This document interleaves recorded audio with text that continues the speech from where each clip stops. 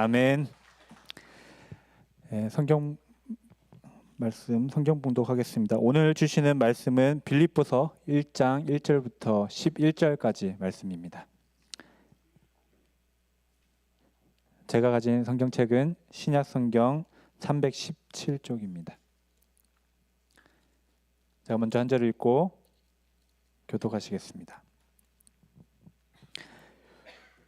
그리스도 예수의 종 바울과 디모데는 그리스도 예수 안에서 빌립보에 사는 모든 성도와 또한 감독들과 집사들에게 편지하노니 하나님 우리 아버지와 주 예수 그리스도로부터 은혜와 평강이 너에게 있을지어다.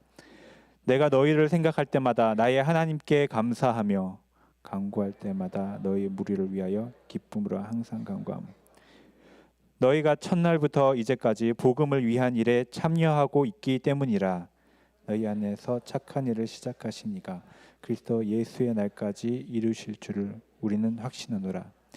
내가 너희 무리를 위하여 이와 같이 생각하는 것이 마땅하니 이는 너희가 내 마음에 있음이며 나의 매임과 복음을 변명함과 확정함에 너희가 다 나와 함께 은혜에 참여한 자가 됨이라. 내가 예수 그리스도의 심장으로 너희 무리를 얼마나 사모하는지 하나님이 내 증인이시니라. 내가 기도하노라. 너희 사랑을 지식과 모든 총명으로 점점 더 풍성하게 하사 너희로 지극히 선한 것을 분별하며 또 진실하여 허물 없이 그리스도의 날까지 이루고. 함께 읽겠습니다. 예수 그리스도로 말미암아 의의 열매가 가득하여 하나님의 영광과 찬송이 되기를 원하노라. 아멘. 이 시간 이요한 담임 목사님께서 빌립보서 첫 번째 시간입니다. 하나님께 감사하며 기쁨으로 항상 간구함은이라는 제목으로 말씀 전해 주실 때 모두 큰 은혜 받으시기를 원합니다. 할렐루야. 우리 좌우에 계신 성도님들께 우리 한번 같이 인사하고 말씀 나눌까요? 사랑합니다. 인사하고.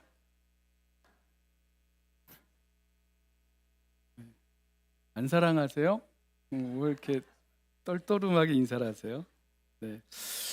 이 세상이요 점점 더 홀로 살아가는 세상이 되어갑니다. 홀로 살아가는 세상이 되어갈수록 우리는 누군가를 그리워하고 또 함께하는 사람들, 함께하는 그런 공동체를 그리워하죠. 이 팬데믹이 지나면서요 홀로 살아가는 그 세상에 가속도가 붙은 것 같아요. 직장에 나가서 일하던 사람들은 집에서 홀로 근무를 하고, 학교에 다니던 학생들은 집에서 홀로 수업을 하게 되고, 영화를 봐도 극장에 안 갑니다. 이제 집에서 혼자 넷플릭스로 영화를 보고, 밥도 혼자 먹고, 커피도 혼자 마시고, 어디를 가도 홀로 가는 것이 그렇게 특별하지 않은 그런 일상이 되어버렸습니다. 이런 말 들어보셨어요? 한국에는 혼밥, 혼자 밥 먹기, 혼술, 혼자 술 마시기, 이런 말을 흔히들 쓴다 그래요. 세상은 우리를 점점 함께가 아니라 홀로 살아가게 만들고 있죠. 그리고 팬데믹은 이를 더 가속시켰습니다. 그런데 이 팬데믹 기간 동안에 우리가 좀 혼자가 되어 보니까 함께 할 사람이 너무너무 그리워지는 거죠.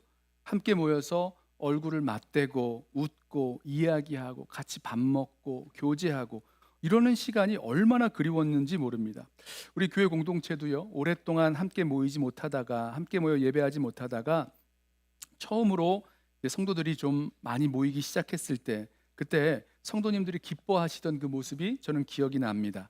함께 모여 예배할 수 있게 되니까 처음 오셔서 다들 하시는 그 이야기가 이렇게 함께 모여 예배하니까 너무 좋다는 거예요. 그냥 모여서 다른 거 안 하고요, 마스크 쓰고 예배하고, 예배 끝난 다음에 주차장에 모여서 335 안부를 묻고 안녕하기만 했는데도 여러분 왜 그렇게 기뻐하셨습니까? 우리가 그런 교회 공동체를, 함께 모이는 공동체를 그리워한 것 아닙니까? 여러분, 저와 여러분이 그리워하는 공동체, 그 공동체는 어떤 공동체입니까? 생각만 해도 그런 공동체, 우리가 갈 수 있는 공동체가 있는 것이 감사하고, 생각만 해도 그 공동체를 생각하면 기쁨이 넘치고, 또 떠나오면 그립고 어서 돌아가고 싶고, 그런 공동체 말입니다. 자, 오늘부터 우리 빌립보서 말씀을 나누게 되는데, 이 빌립보서는요 사도 바울이 로마 옥중에서 혹은 이 로마에서 재판을 앞두고 가택 연금된 상태에서 사랑하며 사모하며 그리워하는 그 빌립보 교회 성도들에게 보낸 편지입니다. 감옥에 혹은 집에 갇혀서 지내는 바울은 사랑하는 교회와 성도들, 그 보고 싶은 성도들을 찾아갈 수 없었고요. 아무나 만날 수도 없어서 홀로 고립되어서 외로울 수밖에 없는 상황이었습니다. 그때 이 편지를 써 보내는 거죠. 그런데 이 옥중에서 보낸 편지를 읽어보면 바울 사도의 빌립보 교회를 향한 감사와 기쁨과 사랑과 소망이 넘치는 것을 읽을 수 있습니다. 빌립보 교회를 생각할 때마다 감사가 넘쳐요. 빌립보 교회를 위해서 기도할 때마다 기쁨으로 주님께 간구하게 됩니다. 빌립보서 4장 1절을 보면 바울은 빌립보 교회를 향해서 이렇게 불러요. 나의 사랑하고 사모하는 형제들, 나의 기쁨이요 면류관인 사랑하는 자들, 이렇게 부릅니다. 빌립보서 전체에 이 느낌, 이 사랑과 기쁨과 애정이 아주 가득 담겨 있습니다. 교회 공동체를 향한 사랑과 감사와 기쁨, 사모함, 그리고 이 공동체를 자랑스러워하는 마음까지 가득 담겨 있는 것을 느낄 수가 있습니다. 우리 흔히들 이 빌립보서를요, 기쁨의 서신이라고 부르죠. 편지라고 부르죠. 자, 4장밖에 안 되는 짧은 이 편지 가운데 기뻐하라, 기쁨이라는 이 단어가 16번이나 등장하는데요.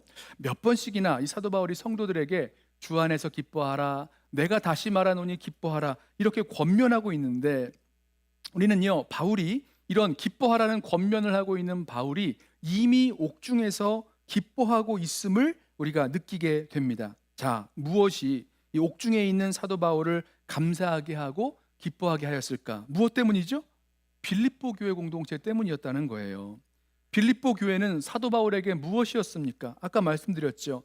나의 사랑하고 사모하는 형제들, 나의 기쁨, 나의 면류관, 나의 자랑, 나의 사랑하는 자들, 그들이 바로 빌립보 교회 공동체였습니다.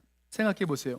우리 교회가, 우리 성도들이 우리를 생각할 때마다, 서로를 생각할 때마다 우리 마음 가운데 가슴 뭉클한 감사와 사랑과 기쁨과 자랑이 가득하다면 얼마나 좋겠습니까? 얼마나 더 함께하고 싶고 떨어져 있으면 빨리 돌아가 만나고 싶겠습니까? 오늘 본문에서 옥중에 있던 이 바울이 감사하면서 기뻐할 수 있었던 그 이유를 우리 이 빌립보 교회의 모습에서 또 바울의 모습에서 좀 찾아보려고 하는데요. 우리 연합교회 공동체도 우리가 함께 생각하고 서로를 위해서 기도해 줄 때마다 감사와 기쁨이 넘치는 그 감사와 기쁨의 교회 공동체 되기를 예수님의 이름으로 부탁하며 축원합니다. 자, 바울은 이 빌립보에 보내는 편지를 쓰면서 당시 편지를 쓰는 일반적인 형식에 따라서 보내는 사람, 받는 사람, 그리고 인사를 합니다. 보내느니 1절에 나오죠. 그리스도 예수의 종 바울과 디모데는, 받느니 그리스도 예수 안에서 빌립보에 사는 모든 성도와 또한 감독들과 집사들에게. 자, 한글 성경에는요, 이 번역할 때 편지하노니라는 말을 넣었는데요. 이 말은요, 이 글이 서신서임을 알려주고 또 자연스러운 문장을 만들기 위해서 넣은 번역입니다. 그리고 이어서 인사가 나오죠. 2절에 하나님 우리 아버지와 주 예수 그리스도로부터 은혜와 평강이 너희에게 있을지어다. 이 전형적인 서신 형식의 편지 형식에 이어서 편지의 내용이 나오는데 가장 먼저 나오는 것이 바로 바울의 감사와 기쁨입니다. 감사와 기쁨. 3절과 4절을 보세요. 내가 너희를 생각할 때마다 나의 하나님께 감사하며 간구할 때마다 너희 무리를 위하여 기쁨으로 항상 간구함은. 자, 빌립보 교회의 그 무엇이, 빌립보 교회 성도들의 그 무엇이 이 옥중에 있는 사도 바울의 마음을 감사하게 하며 또 기쁨으로 하나님께 간구하게 하였을까? 자, 몇 가지를 살펴보려고 하는데요. 첫 번째로 빌립보 성도들에게 나타난 복음의 역사, 복음에 반응한 그 믿음의 추억 때문에, 기억 때문에 바울은 감사하며 기뻐할 수 있었습니다. 복음의 역사 그리고 믿음의 추억 때문이죠. 다시 3절을 보시겠어요? 내가 너희를 생각할 때마다 나의 하나님께 감사하며. 자, 지금 바울이 내가 너희를 생각한다라고 했는데 본 뜻은요, 여기에 명사형으로 되어 있어요. 문에이아라는 뜻으로 너희에 대한 기억, remembrance라는 뜻입니다. 그러니까 이 기억하는 것, 바울이 기억하는 것은 사실 기도에 대한 의미를 갖고 있어요. 유대인들은 기도를 하나님 앞에서 기념한다거나 하나님 앞에서 기억하는 것과 연관을 시키는데요. 바울이 너희에 대한 기억을 떠올릴 때마다 나는 내 하나님께 감사한다. 이렇게 편지의 본론을 시작합니다. 바울은 빌립보 교회에 어떤 기억을 갖고 있을까요? 여러분, 빌립보 교회 하면 여러분 기억나는 것 있으세요?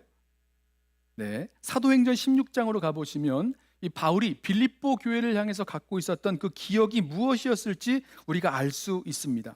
바울에게는 이 빌립보 교회 성도들에게 있었던 그 복음의 역사에 대한 기억, 그리고 함께 기뻐하고 때로는 함께 울고 하면서 그 어려움을 돌파해 나아갔던 그런 믿음의 추억이 바울에게 있었다는 거죠. 자, 빌립보 교회는 바울이 2차 선교 여행 중에 개척한 교회인데 바울이 처음에는 빌립보로 갈 생각이 없었습니다. 사도행전 16장을 보면 바울은 오늘날 터키 지역의 그 소아시아 지역 아니면 터키 북부의 비두니아 지역에서 복음을 전하려는 계획을 갖고 있었어요. 그런데 소아시아에서 전도하는 길이 막혔습니다. 그래서 북부 비두니아로 가서 전도하려고 했더니 그 길 또한 막혔다는 거예요. 그래서 방향을 바꾸어 바다를 건너 마게도냐, 오늘날 그리스의 북동부 그 유럽 지역으로 향하게 되죠. 사도행전 16장 6절입니다. 성령이 아시아에서 말씀을 전하지 못하게 하시거늘 그들이 부르기아와 갈라디아 땅으로 다녀가 무시아 앞에 이르러 비두니아로 가고자 애쓰되 예수의 영이 허락하지 아니하시는지라. 무시아를 지나 드로아로 내려갔는데 밤에 환상이 바울에게 보이니 마게도냐 사람 하나가 서서 그에게 청하여 이르되 마게도냐로 건너와서 우리를 도우라 하거늘 바울이 그 환상을 보았을 때 우리가 곧 마게도냐로 떠나기를 힘쓰니 이는 하나님이 저 사람들에게 복음을 전하라고 우리를 부르신 줄로 인정함이로라. 그래서 바울과 실라와 디모데와 누가와 여러 이 바울의 이 선교팀이 드로아에서 배를 타고 바다를 건너 네아폴리에 도착해서 내륙으로 쭉 들어가서 마게도냐 지방의 첫 성 로마의 식민지였던 이 빌립보 성에 이르게 됩니다. 자, 여러분 보세요. 소아시아에서 선교하려던 그 길을 성령께서 막으셨대요. 그래서 그러면 비두니아로 가야겠다라고 했는데 이번에도 예수의 영 성령께서 그 길을 막으셨습니다. 그리고 환상 중에 마케도니아로 인도해 주셔서 오게 된 그 지역이 바로 빌립보였다는 거예요. 빌립보에 와 보니까 이 바울과 선교팀이 아는 사람이 아무도 없었습니다. 그동안 선교한 모습을 보면 빌립보와 다른 도시들이 좀 다른 점이 있는데 이 빌립보에는요 유대인들이 별로 많이 살지 않았어요. 그래서 회당도 없었습니다. 바울과 선교팀이 회당 대신에 안식일에 기도처를 찾아서 나아갔는데 강가로 나아갔는데 거기에 모여있던 여자들을 만났습니다. 바울이 그 여자들에게 복음을 전했죠. 하나님께서 루디아라고 하는 그 자주장사, 자색 옷감을 파는 그 여인의 마음을 열어주셔서 루디아는 바울이 전한 그 복음을 듣고 믿고 그 온 가족이 세례를 받게 됩니다. 루디아와 그 가정이 빌립보 교회의 첫 성도, 첫 가정이 된 거죠. 자, 루디아는요 바울과 선교팀을 자신의 집으로 초대합니다. 집에 머물게 하는 거예요. 여러분, 제가 지금 이 말씀 드리는 이유가 뭐죠? 지금 바울이 빌립보 교회를 생각할 때마다 그가 기억하고 있는 복음의 역사, 그리고 복음으로 태어난 성도들, 그리고 성도들과의 그 믿음의 추억이 무엇인지를 지금 살펴보고 있는 겁니다. 바울이 이런 것들을 생각하면서 하나님 앞에서 기뻐했다는 거예요. 빌립보 교회를 생각할 때마다. 보세요. 그 후에 바울과 선교팀이 다시 기도하는 곳으로 가다가 점치는 귀신 들린 여종을 하나 만납니다. 이 귀신 들려 점치는 여종이요 바울과 선교팀을 따라다니면서 막 소리를 지르면서 이 사람들은 하나님의 거룩한 종으로 구원의 길을 너희에게 전하는 자라 이렇게 막 외쳐댑니다.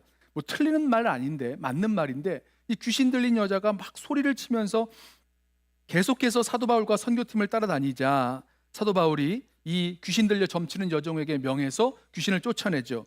예수의 이름으로 명하노니 귀신아 물러가라 쫓아냅니다. 그랬더니 귀신이 떠나가요. 정신이 온전해졌습니다. 그러자 이 여종이 더 이상 점을 쳐서 돈을 벌지 못하는 거예요.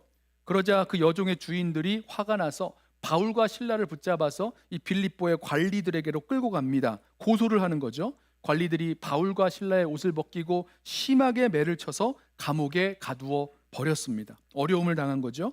자, 빌립보 감옥에 갇힌 바울과 실라, 매를 맞았으니 몸도 아팠겠죠. 또 억울하게 옥에 갇혔으니 절망스러웠을 것입니다. 그러나 그 옥중에서 한밤중에 기도하고 찬양을 합니다.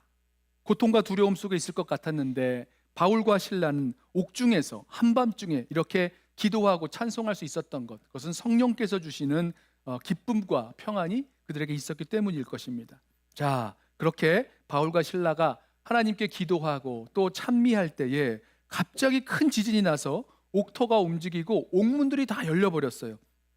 그때 자다가 깬 간수가 죄수들이 다 도망친 줄 알고 놀라죠. 그리고 자기 자신을 자결하려고 했습니다. 바울이 크게 소리를 질러서 간수가 자기 몸을 자해하지 못하게 하고 우리가 다 여기 있다라고 알려주죠. 그러자 간수가 바울과 실라에게 와서 묻습니다. 선생들이여, 내가 어떻게 하여야 구원을 얻으리이까? 이때 바울이 그 유명한 대답을 하죠. 주 예수를 믿으라. 그리하면 너와 내 집이 구원을 받으리라. 그날 밤 그 시각에 빌립보 간수와 그의 온 가족은 다 예수 믿고 세례를 받았고, 성경을 보면 이 빌립보 간수와 그 가족은 하나님을 믿음으로 크게 기뻐했다, 이렇게 기록하고 있습니다. 자, 바울이 빌립보 교회 성도들을 생각할 때마다, 기억할 때마다 무엇을 기억했을까? 빌립보 교회 성도들 한 사람 한 사람, 그 한 가정 한 가정마다 경험했던 그 복음 전도의 역사를 기억했을 거예요. 그때 자주장수 루디아가 강가에 나왔을 때 내가 예수를 전하였더니 예수 믿고 온 가족이 세례를 받았었지. 그때 빌립보 간수와 온 가족이 예수를 믿고 기뻐했지.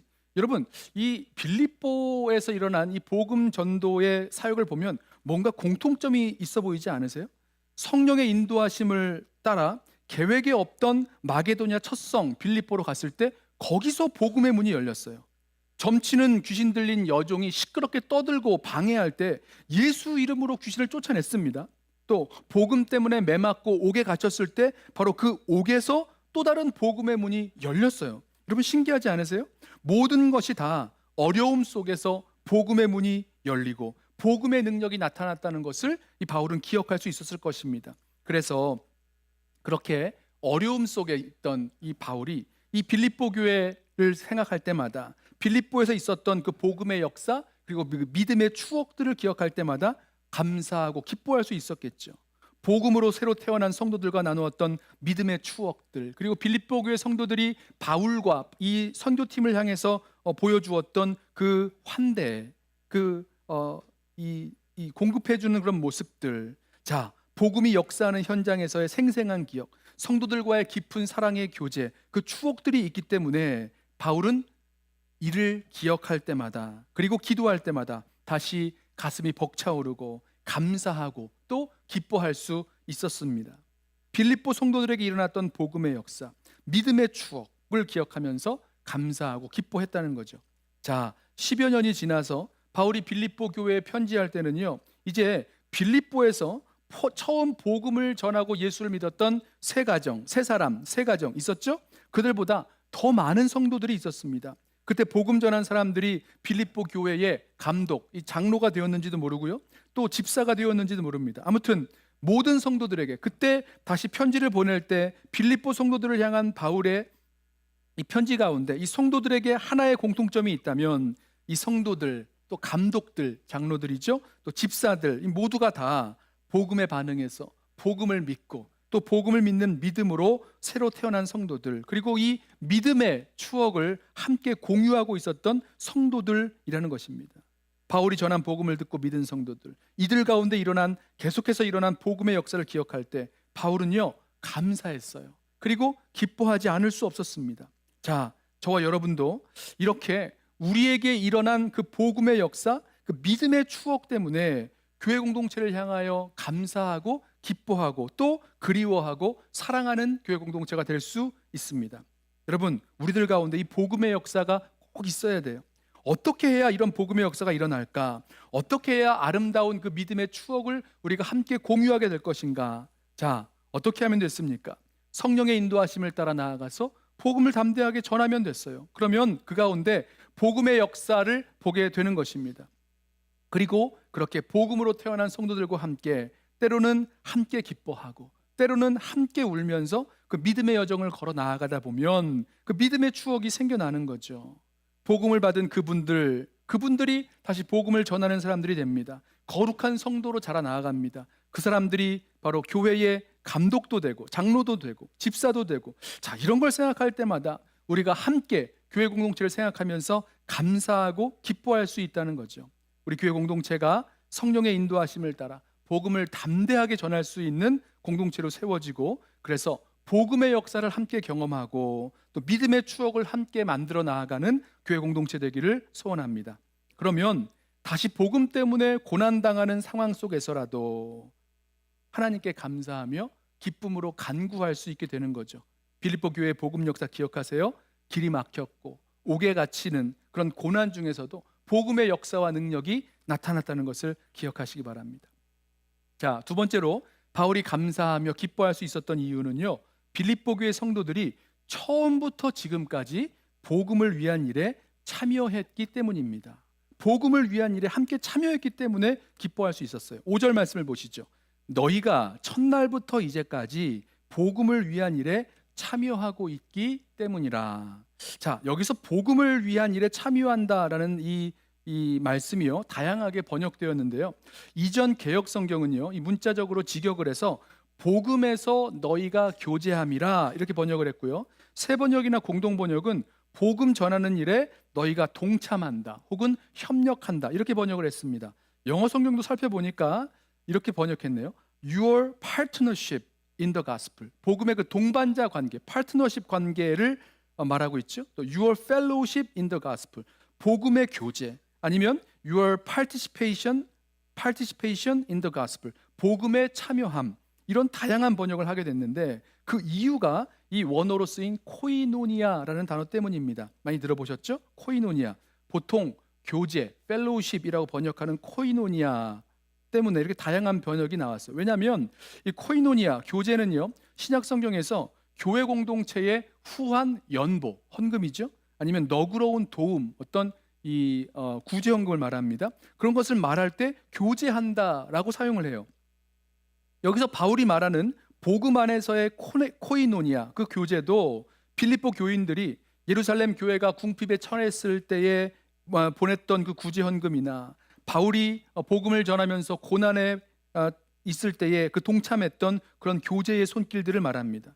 바울이 빌립보 지역을 방문하면서 처음 방문해서 선교하던 첫날부터 이제까지 이 복음의 코이노니아, 복음을 위한 일에 참여했다라고 말할 수 있는 것은, 보세요, 바울이 빌립보에서 복음 전하고 처음으로 예수 믿은 루디아와 그 가정이 그의 집을 개방해서 바울과 선교팀을 머물게 했다는 거예요.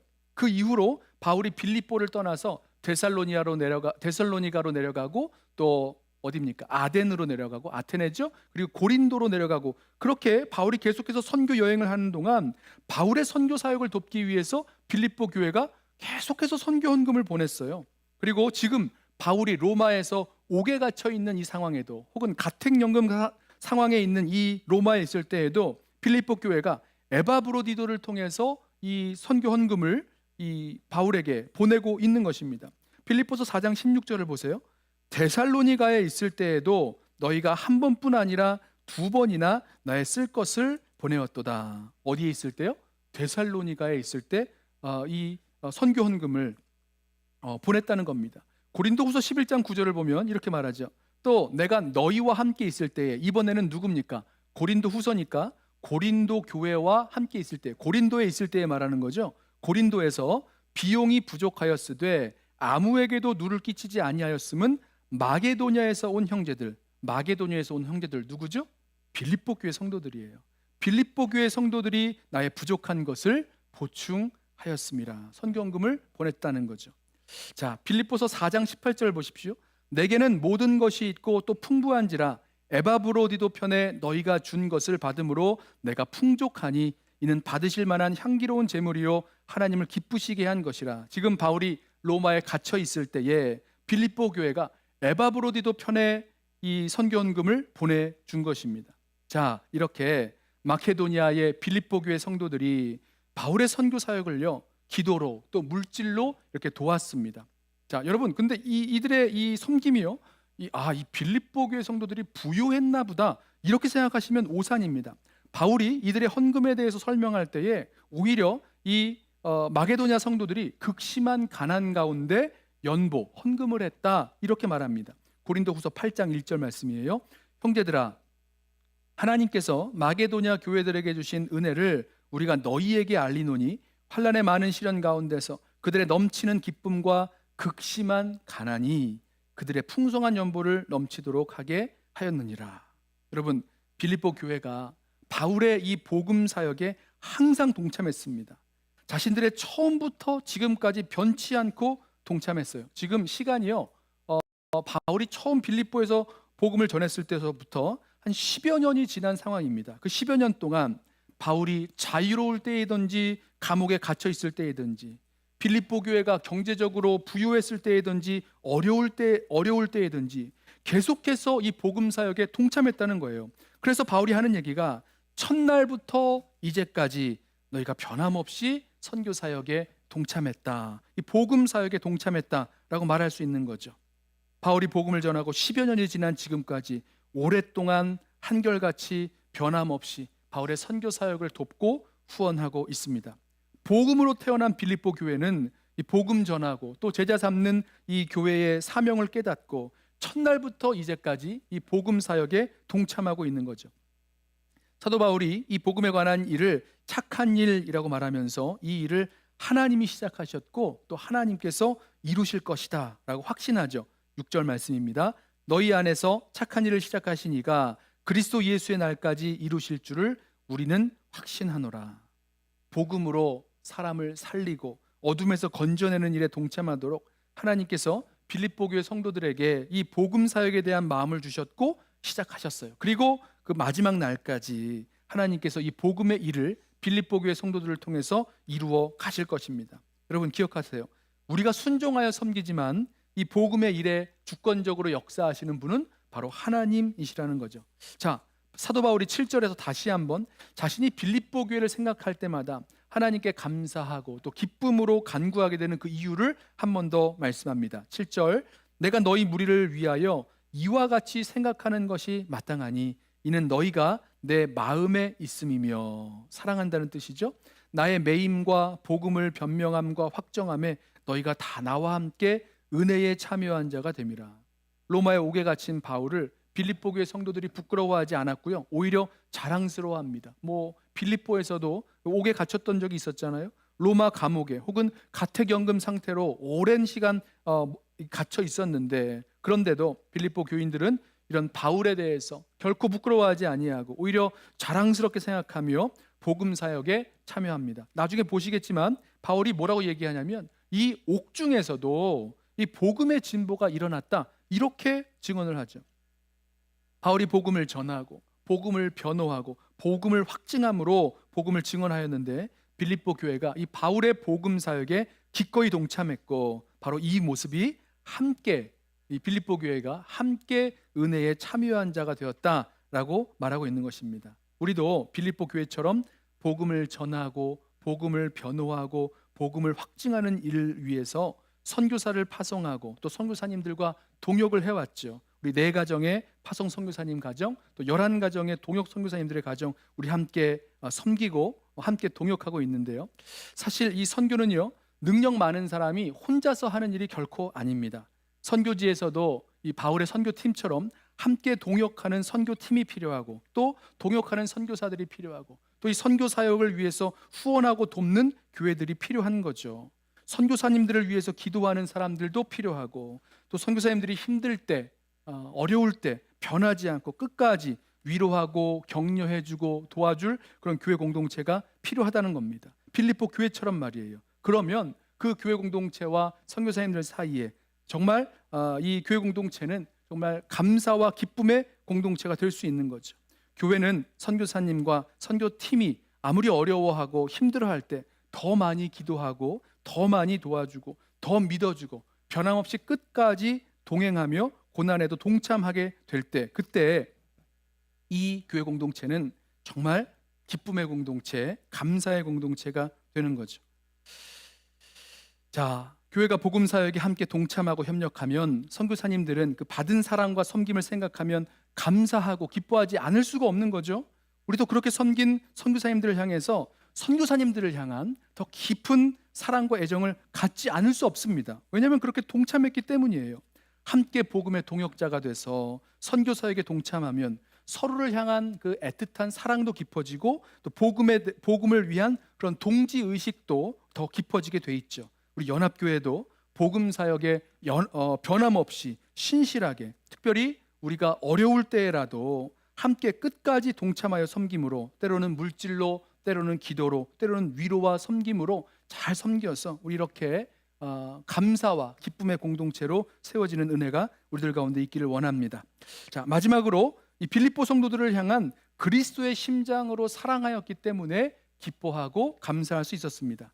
자, 말씀드린 대로 이 빌립보서를 보면 이 빌립보 교회를 향한 이 사도 바울의 사랑과 감사, 그리움 여러 나온다고 했는데요. 8절에도 나옵니다. 근데 독특한 표현을 하나 써요. 8절을 보시죠. 내가 예수 그리스도의 심장으로 너희 무리를 얼마나 사모하는지 하나님이 내 증인이시니라. 자, 이 보세요. 빌립보 성도들에게 바울이 내가 너희를 얼마나 사랑하는지 모른다, 얼마나 사모하는지 모른다 라고 고백하는데, 여러분 그 이유가 아주 독특합니다. 뭐죠? 다른 이유가 아니라 바울에게는 뭐가 있습니까? 그리스도의 심장이 있다 그래요. 그리스도의 심장, 이게 무슨 말입니까? 이 심장에 해당하는 헬라어 단어가 있는데요, 이게 사람의 내장, 특별히 심장이나 콩팥이나 이런 것들을 지칭하는 말이라고 해요. 그런데 이 말을 사용할 때 성경에서 이 내장을 지칭하는 그런 것보다 사람의 마음이나 감정을 가리키는 말로 더 많이 사용했습니다. 그러니까 그리스도의 심장, 그러면 그리스도의 마음, 그리스도의 사랑, 이런 것들을 표현하는 거죠. 예수님께서 사람들을 사랑하셨던 바로 그 마음을 가지고 바울이 빌립보 교회 성도들을 사랑한다, 그 말씀하고 있는 거죠. 바울이 자신이 얼마나 성도들을 사랑하는지, 이 일에 대해서 우리의 마음을 감찰하시는 하나님이 증인이시다, 확증하고 있는 거죠. 확언하고 있는 거죠. 자, 그렇다면 바울이 갖고 있었던 그리스도의 마음, 그리스도의 심장은 구체적으로 무엇일까? 우리가 복음서를 보면요, 예수님께서 깊은 사랑의 마음, 연민의 마음을 표현할 때 바로 이 단어를 사용하세요. 8절에 나오는 심장 혹은 내장이라는 이 단어의 동사형 많이 들어보셨을 거예요. 스플랑크니조마이라는 동사를 사용하는데, 이것을 번역할 때 불쌍히 여기셨다, 긍휼히 여기셨다, 예전 성경에는 민망히 여기셨다, 이렇게 번역을 했습니다. 마태복음 9장 36절에 무리를 보시고 불쌍히 여기시니 이는 그들이 목자 없는 양과 같이 고생하며 기진함이라. 어떻게 하셨다고요? 무리를 보시고 불쌍히 여기셨다. 같은 단어를 사용하고 있는 거예요. 그리스도의 심장이라고 할 때 같은 단어를 동사형으로 사용합니다. 또 마태복음 14장에서 예수께서 나오사 큰 무리를 보시고 불쌍히 여기사 그 중에 있는 병자를 고쳐주시니라. 마찬가지죠. 불쌍히 여기사, 그리스도의 심장과 같은 동사를 사용합니다. 빌립보서에서도요, 이 심장이라는 단어를 어떻게 번역했냐면 빌립보서 2장 1절에 이렇게 번역했어요. 그러므로 그리스도 안에 무슨 권면이나 사랑의 무슨 위로나 성령의 무슨 교제나 긍휼이나 자비가 있거든. 자, 2장 1절에서는 긍휼로 번역했습니다. 여러분 이제 감이 오세요? 그리스도의 심장이라는 말은요, 그리스도께서 갖고 계신 불쌍히 여기는 마음, 긍휼히 여기는 마음을 말합니다. 그래서 다른 서신서에서도 에베소서 4장 32절에 성도들에게 권면할 때에 이렇게 권면하죠. 서로 친절하게 하며 불쌍히 여기며 서로 용서하기를 하나님이 그리스도 안에서 너희를 용서하신가 같이 하라. 불쌍히 여기라. 그리스도의 심장과 같이 심장으로 생각하라. 이렇게 말씀하고 있는 거죠.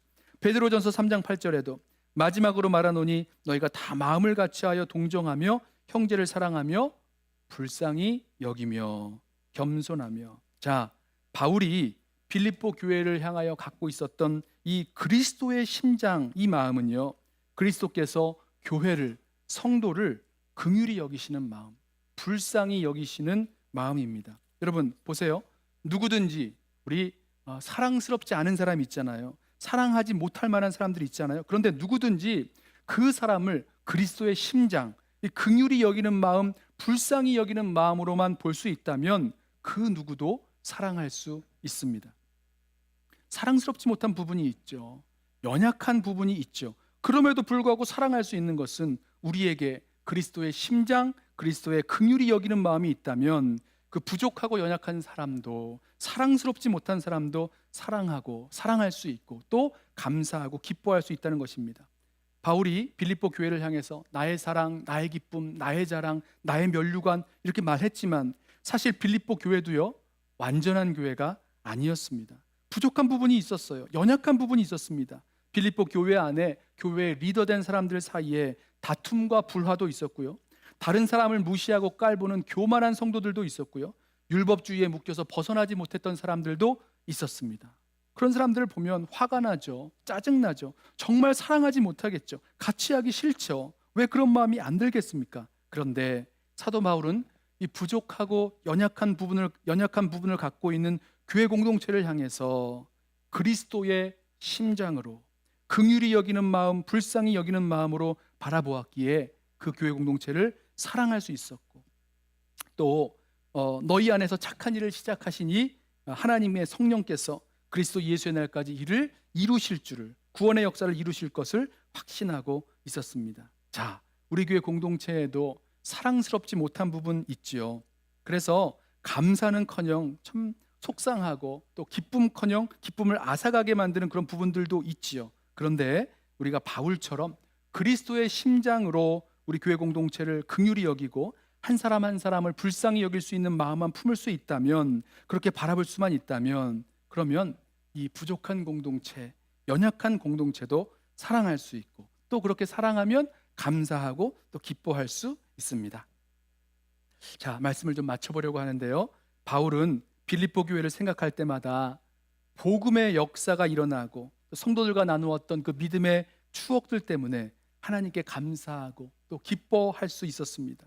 그리고 처음부터 지금까지 변함없이 극심한 가난 속에서도 복음 사역에 동참하고 옥에 갇히는 어려움에 처했을 때도 배신하지 아니하고 변함없이 동역하는 빌립보 교회를 바라보면서 감사하고 기뻐할 수 있었어요. 그리고 마지막으로 여전히 교회의 연약하고 미숙한 모습, 사랑스럽지 못한 부분이 있지만 그리스도의 심장으로 긍휼히 여기고 불쌍히 여기는 그 주님의 마음으로 바라보았기에 교회를 사랑할 수 있었고, 또 사랑하기에 그 교회를 기뻐하고 또 감사할 수 있었습니다. 사랑하는 우리 달라스 연합교회 성도 여러분, 이처럼 우리가 주님 앞에서 또 우리 서로 믿음의 동역자들 사이 속에서 감사와 기쁨이 되는 교회 공동체 되기를 소원합니다. 그래서 우리 교회 공동체를 생각할 때 생각만 해도 감사가 넘치고 기쁨이 넘치는 그런 달라스 연합교회 되기를 소원합니다. 강력한 복음의 역사가 일어나게 하여 주옵소서. 믿음의 추억들이 공유되게 하여 주시고, 또 이 예수 그리스도의 복음 사역에 변함없이 끝까지 동참하는 교회 공동체, 그리고 마지막으로 서로가 그리스도의 심장으로 바라보면서 사랑할 수 있는 교회 공동체 되게 하옵소서. 예수님의 이름으로 부탁하고 축원합니다. 기도하겠습니다.